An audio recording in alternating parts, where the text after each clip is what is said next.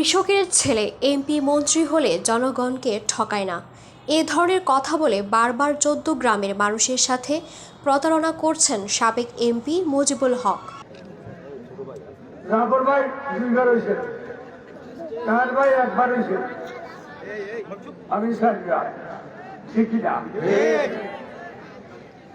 এদেশের মানুষ খুব সহজ সরল, ভেরি সিম্পল, একদম সাদা সিধা দাবি দেওয়া, বেশি দাবি করে না। মানুষ ভোট কেন্দ্রে যায়, পাবলিক ভোট কেন্দ্রে যায়, ভোট কেন্দ্রে গিয়ে ব্যালট পেপারটা নিয়ে একটা রুমে যায়, পক্ষ বলে রুম বলে, সেখানে ব্যালট পেপার নিয়ে ভোট দেয়।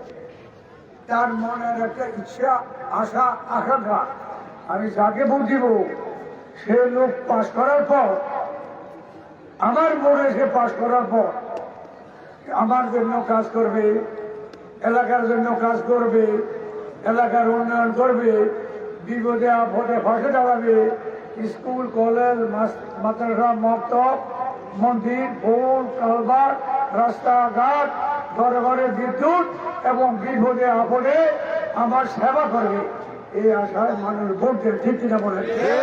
এটা মানুষের আশা।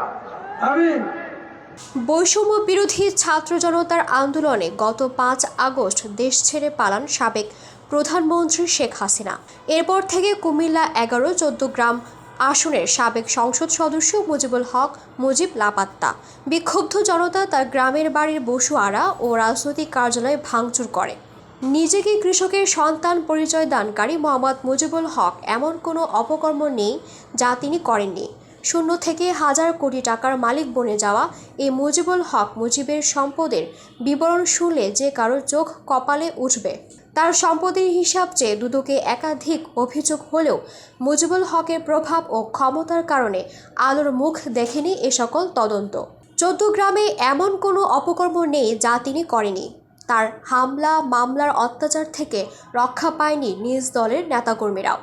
অনুসন্ধানে জানা যায় তার আত্মীয় স্বজন যারা দিনে এনে দিনে খেত তারাও এখন কোটি কোটি টাকার মালিক। গ্রামের বাড়ি ১৪ গ্রামের বসুয়ারাতে সকলের এখন ৩ তলা বাড়ি, কোটি কোটি টাকার ব্যাংক ব্যালেন্স। মুজিবুল হক এমপির ভাতিজা তুফাইল আহমেদ নিজেকে ১৪ গ্রামের অঘোষিত এমপি দাবি করেন। তার প্রভাব এত বেশি যে অনেক সময় তিনি দলের ত্যাগী নেতাদের পাকিস্তান পাঠানোর হুমকি দিতেন। ১৪ গ্রামের বড় বড় প্রকল্পের যত কাজ সবকিছুই তুফাইল নিয়ন্ত্রণ করতেন। সরকারি পরিত্যক্ত বিভিন্ন স্থাপনা মানুষের জায়গা দখলসহ হুমকি ধামকি হামলার আসামি করাসহ একটি দানবীয় জুলুম চালিয়েছেন সাধারণ মানুষের উপর। মুজিবুল হক একাদশ ও দ্বাদশ জাতীয় সংসদ নির্বাচনের হলফনামা বিশ্লেষণ করে দেখা যায় হাস্যকর ও মন গড়া একটি হলফনামা, যেখানে ২০১৮ সালে মুজিবুল হক ও তার স্ত্রীর কোনো অ্যাপার্টমেন্ট ছিল না। ২০২৩ সালে মুজিবুল হক ১,৪৪,৪৩,০০০ টাকা ও তার স্ত্রী হুনুফা আক্তারের ১,৫০,০০,০০০ টাকা অর্জনের একটি করে ২টি অ্যাপার্টমেন্টের কথা হলফনামায় উল্লেখ করা হয়েছে। এক সময় মুজিবুল হক ছিলেন আয়কর আইনজীবী, তাই চুরি কিভাবে করতে হয় তা তিনি ভালোভাবেই জানতেন। রেলপথ মন্ত্রণালয়ের দায়িত্ব পাওয়ার পর রেলের খালাসি পদে নিয়োগ বাণিজ্যের অভিযোগ উঠে মুজিবুল হকের বিরুদ্ধে। রেলের খালাসি পদে বেতন মাত্র ৪,১০০ টাকা, অথচ এজন্য প্রার্থীদের কাছ থেকে ৪ লাখ টাকা পর্যন্ত ঘুষ নেওয়া হয়েছে। ডেমো ট্রেন ক্রয় রয়েছে তার বিরুদ্ধে বিশাল অভিযোগ। এ সকল বিষয় তৎকালীন জাতীয় পত্রপত্রিকায় ব্যাপক আকারে প্রকাশিত হয়। পূর্বাঞ্চলে রয়েছে তার ১০ কাঠা জমি, গড়ে তুলেছেন বাংলো বাড়ি।